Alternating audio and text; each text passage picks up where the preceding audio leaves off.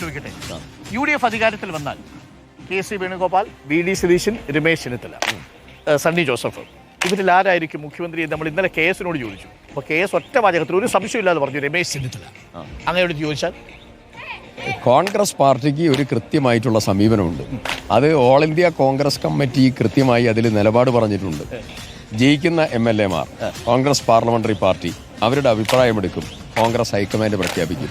Congress high command പ്രഖ്യാപിക്കുന്ന ഈ കോൺഗ്രസിനകത്ത് അങ്ങനെ അത് ചീഫ് മിനിസ്റ്റർഷിപ്പ് സംബന്ധിച്ചതായ ഒരു അഭിപ്രായ വ്യത്യാസമോ ഒരു പ്രശ്നങ്ങളോ എല്ലാവർക്കും അഭിപ്രായം ഉണ്ടാവും.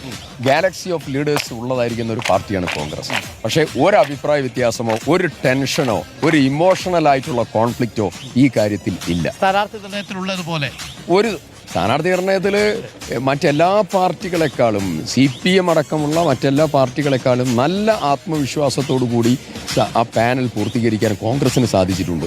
കോൺഗ്രസിന്റെ സ്ഥാനാർത്ഥി നിർണയം ഇത്രയും സ്മൂത്ത് ആയിട്ടുള്ള ഒരു തെരഞ്ഞെടുപ്പ് അടുത്ത കാലത്ത്. ശരി, അപ്പോൾ ക്യാപ്റ്റൻ ആരാണെന്ന് ഇപ്പൊ പറയില്ല, UDF പറയുമ്പോൾ ഹൈക്കമാൻഡ് പറയുമ്പോൾ ഹൈക്കമാൻഡ് പറയും അല്ലേ? ഓ ഓക്കെ, താങ്ക് യു.